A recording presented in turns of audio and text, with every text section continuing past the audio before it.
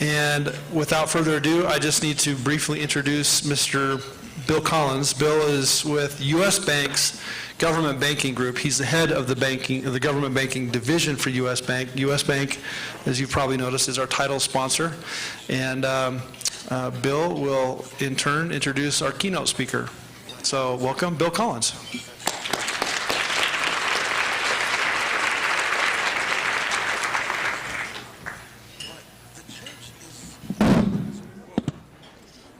Well, thank you, Treasurer Demchen, for the nice introduction.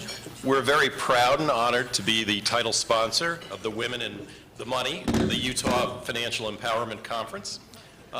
One of the most important aspects of our business at U.S. Bank is our commitment to creating and sustaining a diverse and inclusive workplace. We believe in this so strongly that we built it into our core values. We draw strength from diversity and hold ourselves and our leaders accountable for enhancing the right kind of environment. We have a lot to be proud of, and we have a strong foundation to build upon as we create more opportunities for women and people of color throughout our organization. In addition to our formal mentoring and sponsorship programs and our business resource groups that focus on issues and opportunities related to affinity areas, we took additional steps forward in 2019. First, we created a company-wide Women's Advancement Program. The Women's Advancement Initiative is designed to increase female representation in senior leadership positions by addressing obstacles that women face to career advancement. This strategy focuses on the individual to enhance skills for all women and those in the leadership pipeline, the system to foster an inclusive culture, and the manager to support advancement. Second, we signed the Catalyst CEO Champions for Change pledge, which publicly demonstrates our commitment and support of this important topic. We believe everyone plays a role in this important work. Diversity makes our business better. We focus on diversity, equity, and inclusion because it's the right thing to do. It's core to who we are, it's vital to our customers, and allows us to achieve our full potential as an organization. Today, I'm delighted to introduce our keynote speaker, Gail Miller. Gail is the owner and the chairman of the board of the Larry H. Miller Group of Companies. Gail and her late husband, Larry, grew their business into one of the largest privately owned companies in the United States. Beginning with the purchase of Toyota of Murray in 1979, the Larry H. Miller Group is now comprised of more than 80 businesses and properties operating in 46 states and employing more than 10,000 people. Gail and Larry created a strong legacy of giving back to the communities in which they do business. They founded Larry H. Miller Charities, a nonprofit organization focused on health and education programs that support women and children's issues. Gail also presides over the Larry H. and Gail Miller Family Foundation, which supports religious, charitable, scientific, literary, and educational programs. Gail has been recognized with many public honors, including Director of Humane Letters from the University of Utah and the Salt Lake Community College, and an Honorary Doctor of Humanities from Weber State University. She is the recipient of the Salt Lake Chamber's highest award, a giant in our city, as well as the internationally recognized Athena Award. In 2012, Gail married Kim Wilson, who is senior attorney with one of Salt Lake City's oldest law firms, Snow, Christensen, and Martineau. Gail and Kim enjoy traveling, serving others, and spending time with their large family. They make their home right here in Salt Lake City. Ladies and gentlemen, please join me in welcoming our keynote speaker, Gail Miller.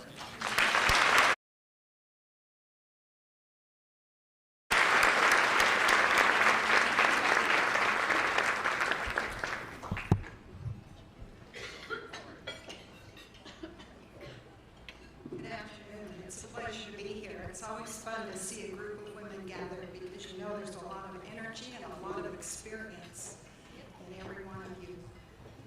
I think what you've had this morning is a very rich experience in reading through the list of topics that you've learned about. How can you go away from an event like this not much better than you were, you are much better than you were when you came. I have spoken for Susan Madsen before, and so some of what I'm going to tell you today came from that talk. But I can't teach you what you've already learned. All I can do is tell you about my experiences. So that's where I'm going to go with my talk today.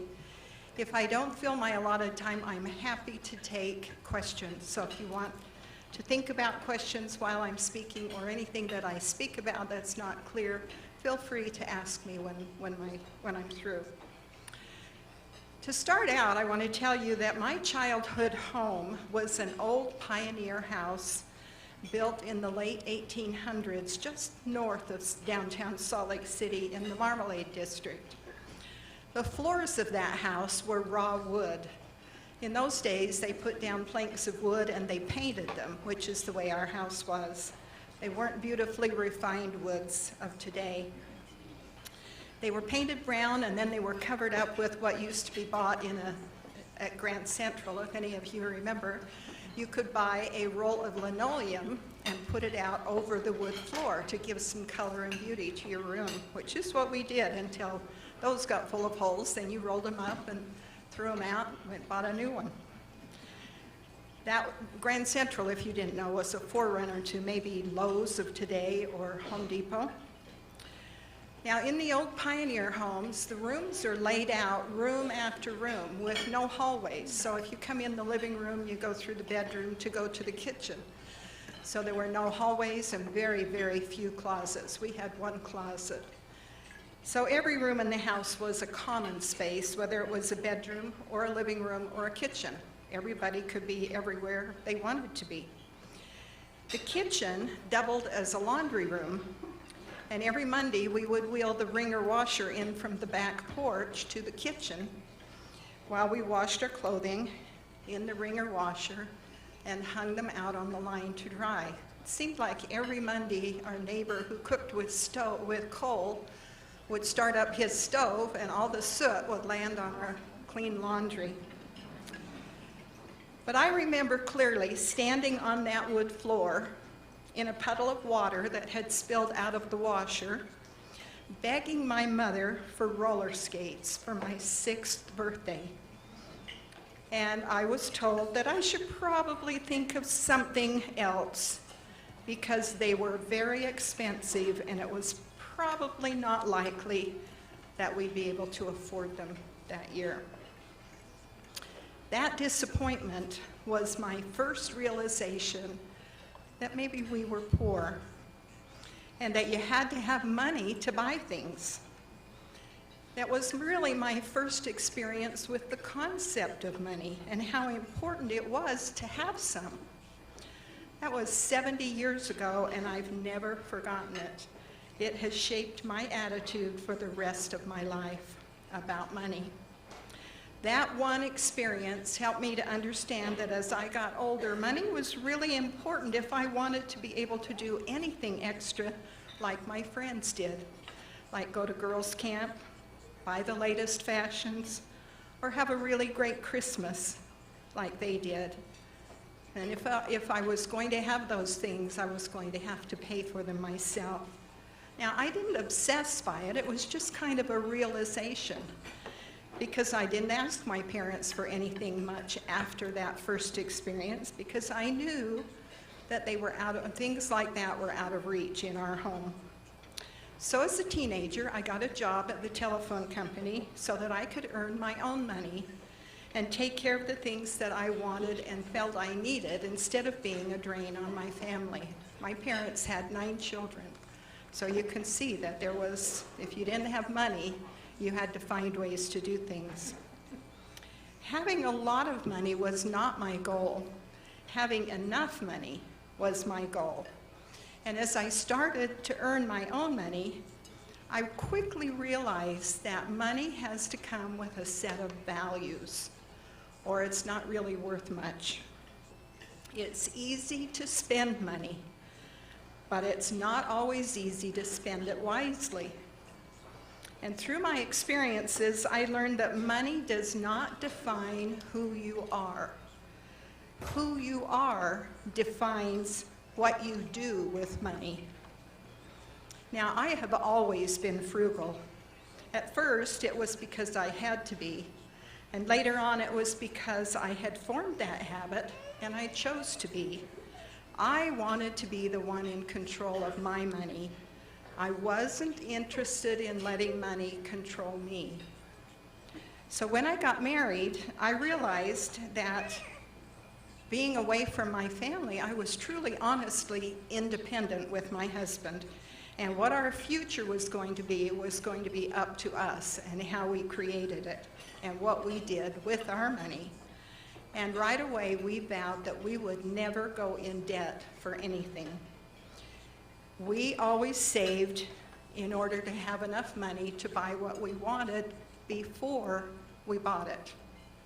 And it took us 6 months to save up for a small black and white TV, and I remember being married in March and getting it just in time for the new shows when they came out in September. That was a big day. And after that, we bought a kitchen table and chair set that lasted us for 25 years through all of our children. But unfortunately, when our first son was a baby, he had a head injury and he had to have brain surgery. And the doctor bills put us in debt beyond our control. And we did not like the feeling of not being in control of our lives. We worked very hard to get out of control, or to get out of debt. We always wanted to be in control. So we devised a way to pay our bills and get out of debt by listing them on a sheet of paper, whatever doctor bill or hospital visit or prescription or medical procedure. We listed them all on a sheet of paper from the smallest to the greatest and from the shortest payment time to the most. And when we'd pay one off, then we would take that payment and apply it to the next line.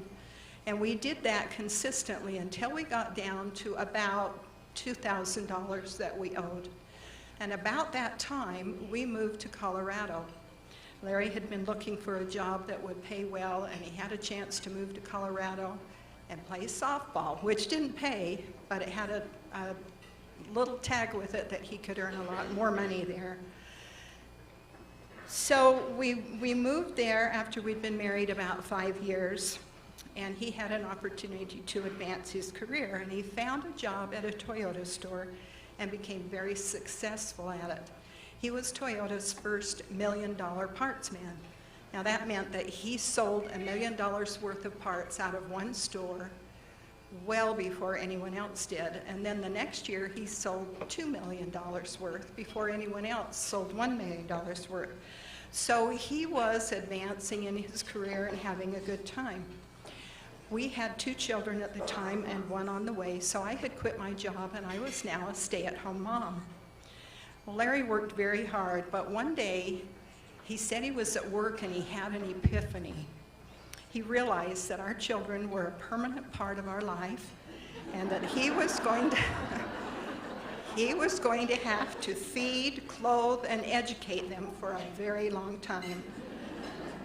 So he also realized that he had to be the very best at whatever he chose, that he could never be denied the opportunity for a good job.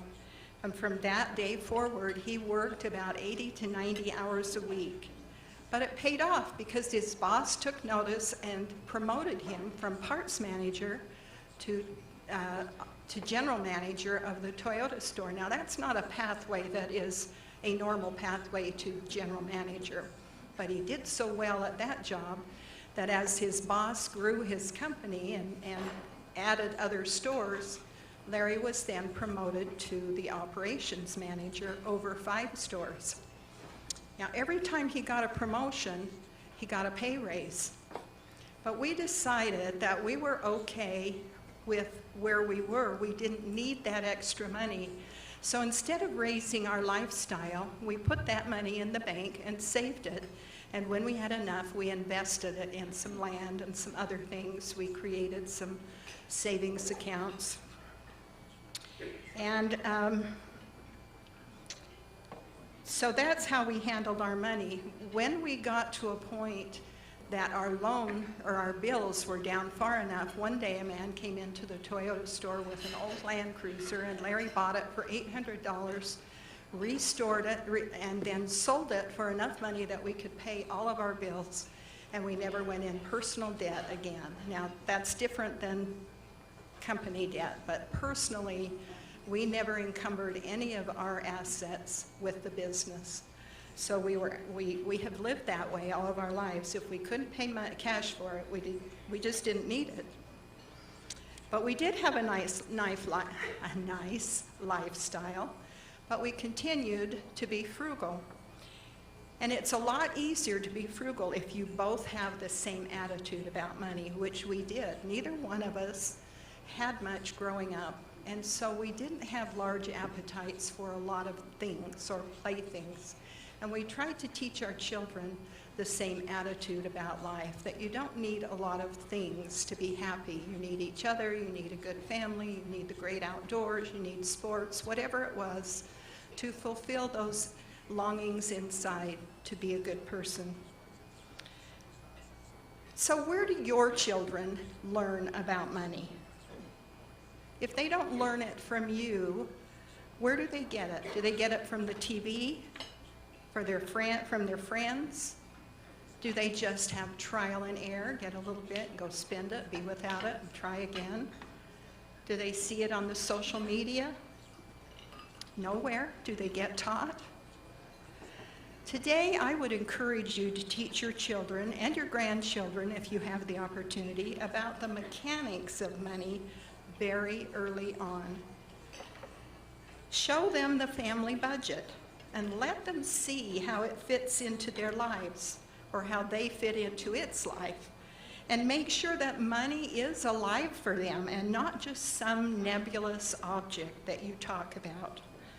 You could even let them help you pay the bills. I knew one family while we lived in Colorado. The man was an attorney, and he had 6 children. And when he'd bring his paycheck home, he would cash the check, and then he would divide it equally among all the members of the family. And then he would bill them for their expenses in the family. That way, they learned how to use money, and they learned how their impact on the family either cost them or let them save money. I think that's kind of an interesting experience. But they had to pay for food, gas, car, yard work, everything that the family did, they were part of. And it really did encourage each one to take responsibility for their share of the expenses. What a practical way of teaching children about a budget. Another thing I think you should do is teach children the difference between wants and needs. Do they just want something, or do they really need it? Now, it's okay to want something, but it's better to take care of the needs first and then take care of the wants. And even 4-year-olds can understand this concept. My grandchildren, who now have children of their own, are teaching their children like this. And my one granddaughter said she took her 4-year-old to the store with her, and as she put something in the cart, she looked at her mother and said, "Is that a want or a need?" So they know. Help your children learn that money has a soul. It has a purpose, and it has a life. And if you do that, then it will be natural for them to be able to learn about how to budget money. They need to know about budgeting. I've found that so many of them don't. Even in my own family, I have young married couples who struggle with budgeting, and they get themselves into trouble really fast if they don't get that concept early on. And they struggle with the freedom of being married because no one's holding them accountable until the bill collector comes along, and then it's very embarrassing. But it's a simple concept. You earn money, you put some away for savings, you pay your bills and obligations, and then you can use the rest for whatever you think you need or want, and not the other way around. It's in today's world of easy come, easy go, easy credit and affluence, it's really hard to have the discipline to take control of your spending if you don't know how. But teach your children to keep money in perspective. That means use it wisely and don't become a slave to it, and don't let it define who you are or how you act. Money has a lot of consequences. Some are good and some are not so good. But if you plan well and you manage carefully, your children can learn to have the joy of money through a lot of different areas. They can learn to have the freedom to live their life the way they want to. They can have the freedom to earn as much as they want to. They can have the freedom to do whatever they want with their earnings if they learn responsibility. They can have the freedom to benefit the lives of other people after they've taken care of themselves. And most of all, they can have the freedom to live according to the values and beliefs that they learn to cherish. But if they don't learn these principles well and use self-discipline, they could have some consequences that are not so good. And some of those are having an addiction to the excitement of having their own money and not using it wisely. They can become a slave to indebtedness and never get out. It's a vicious cycle. They could lose all of their wealth by being irresponsible.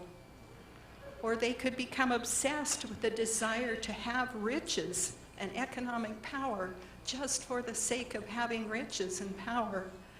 Or they could cause destruction of their lives and the lives of their families. And they may try doing whatever it takes to get those riches and power. I remember a time when my husband, when we lived in Colorado, he got a $10,000 bonus for doing something really well. And we thought, we'll teach the children what money looks like. So he cashed that check into $20 bills and came home and laid it out on our king-size bed, and it covered the whole bed. And the 3-year-old and the 5-year-old came in and said, "Wow, are we rich?" $10,000 was a lot of money, but you're not rich with that much. But what they did understand, that money is real.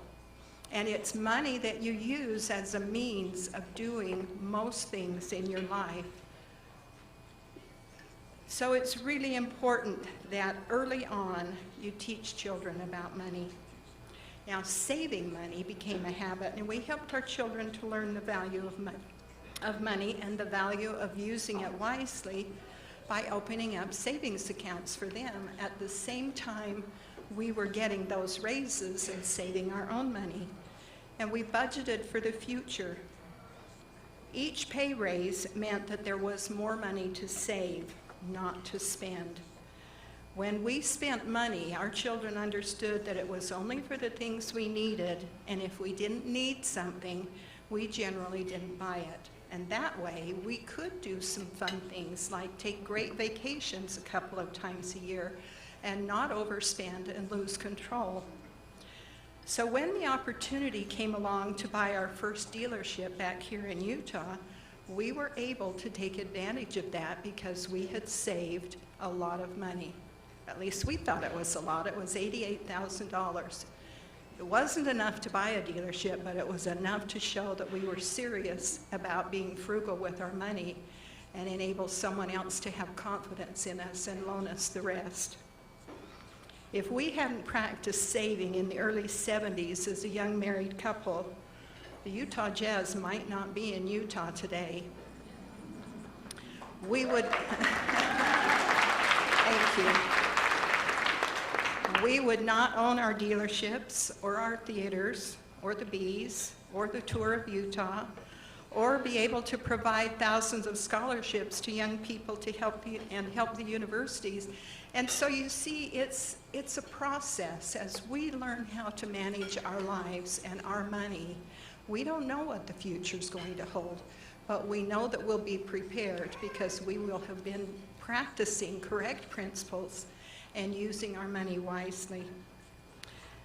That big opportunity came along one early April one year in 1979 when we came to Utah for a vacation. And Larry happened to ask an old friend who owned the Toyota store here if he would be willing to sell us his store. We had not planned that, but we were losing ground in Colorado because the owner had 8 sons and he wanted them to run those 5 dealerships. So Larry knew that was the writing on the wall and we needed to look for something else. He was willing to teach them the car business, but eventually those boys would take over. So that's what instigated this question in Salt Lake. That man said yes. That was on about April 21st, and on May 1st of that, 40 years ago this year, we bought that dealership because we practiced saving for the future and being good stewards over what we had. And by doing what we thought was important, we were able to teach our children the value of money.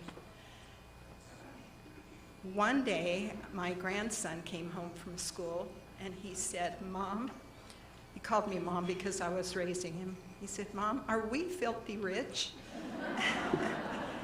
And I looked at him and I said, "I don't know what that means. Do you?"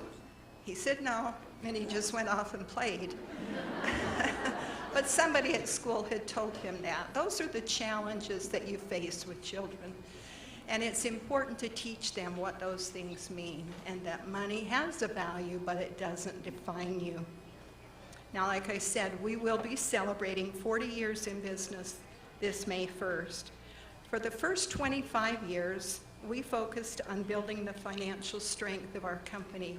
Every time we got a paycheck, we would pay our bills, and then any extra money went back into the business to make sure that we could grow and be financially viable. Then the point came where we could begin to think about ways that we could do something significant and not have to put it all back in the company. And that's when we created a family foundation with the idea that we could use our resources to make a difference in the communities where we do business. Now, while Larry was alive, he was the chairman of the foundation, and he made most of the decisions. And I remember one day him coming home and he said, "You know, I get 11.4 requests every day, all day long per year from people who would like to have some money to do good things with." I thought that was an awful lot, and I couldn't understand the magnitude of how hard that must be. He felt the weight of giving, and he felt the weight of being a good steward over what we were doing. But when he passed away, and I took over that task of managing the foundation, I began to understand exactly what he meant when he said using that money wisely. We can't help everyone, but when you have an opportunity to help, we have guidelines by which we measure all of the requests and try to help those who it will impact the most. The responsibility of deciding how much to give and who to give to is an awesome responsibility. I believe that we, all of us, have a mission. The future is not a place that we're going to. It's a place that you're going to create. And success isn't about how much money you make. It's about the difference you make in people's lives. So is sharing what you have important? Absolutely. Philanthropy is part of the fabric that makes this country great and that weaves us together as a people. I believe that we instinctively care about each other. I believe that it's important for us to look for ways to lift each other. We are a happy people who celebrate life and who appreciate the opportunities to pursue happiness. In our quest for happiness, we are moved with the desire to share our blessings with others. The reasons I give are very simple.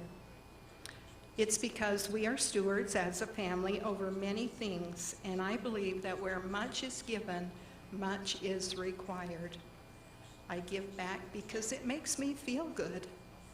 I do it because I can help others who can't help themselves. And I believe that it encourages others to give. And there are many other reasons why we give. Now, I was born into humble circumstances. Like many Americans today, there were times when my family struggled to have food on the table. And because of this and other events in my life, I learned at a very early age that it really isn't what you have that's important. It's what you do and who you are that's important. When I married, my husband and I had the same attitude about money. And this was really important because if you're on different wavelengths about money, it can be very difficult to manage it together. Neither one of us was driven by wanting to amass a lot of money for ourselves or a lot of things, toys to play with. But it was important to us to continue to live by the ideals that we were brought up on. Everyone can give something, whether it's money, services, or goods. We can all give. And it doesn't really matter how much you can give. The fact that you're willing to give is the important part of that equation. I am the same person today as I was a little girl roller skating around the neighborhood because I know who I am and money does not define me. I would admonish all of you to live a values-driven life. Use money as a tool to do good things with. Don't let money rule your attitude or your life, and understand your value and the value of money, and have consistent practices with your money, like paying your bills, saving something every paycheck, and helping those who are less fortunate than you. The quality of your life will be in direct proportion to the quality of the decisions you make. May you always make good decisions and experience a lot of success wherever you look for it. I'd like to leave you now with a short story about a wise woman whose wisdom allowed her the freedom to use her riches for good. Some of you may have heard it before. But once a wise woman was traveling in the mountains and found a precious stone in a stream. The next day, she met a traveler who was hungry, and the wise woman opened her bag to share her food. The hungry traveler saw the precious stone and asked the woman to give it to him, and she did so without hesitation. The traveler left rejoicing in his good fortune. He knew that stone was worth enough to give him security for a lifetime. But a few days later, he came back to return the stone to the woman. "I've been thinking," he said. "I know how valuable this stone is, but I give it back to you in the hope that you will give me something more precious. Give me what you have within you that enabled you to give me this stone." Sometimes it's not the wealth we have, but it's what's inside us that others need. We can all be the wise woman giving the precious stone because we are all rich already. We have all that power within us that traveler was seeking. The quality within that is so much more precious than any diamond or any other material thing can possess, including even our material security. We all have the power, the potential to be generous, liberal, open-handed, but this quality only shows itself if we use it. This great gift that we're all blessed with only exists when we let our open hearts overflow into our open hands and offer what we have to others. But when we use this gift of ours to give, we are giving far more than the material gifts that are the currency. We're giving far more than this wise woman's stone. We are giving that which the traveler came back for, the gift of the heart that provides far more than material needs. May we all exercise such loving giving in our lives, and may it enrich our lives and the world. Thank you. Now, if you...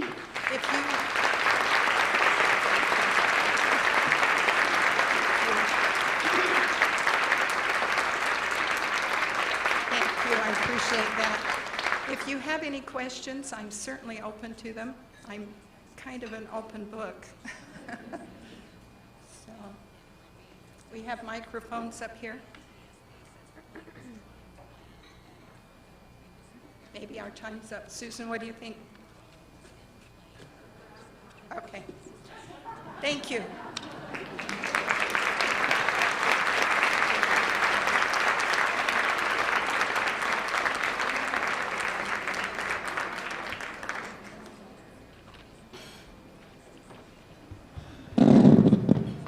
Every time. Gail, thank you so much for giving of your time, your wisdom, and thank you so much for all the great things you and your family have done for our community, for our great state. Thank you so much. Let's give Gail another hand.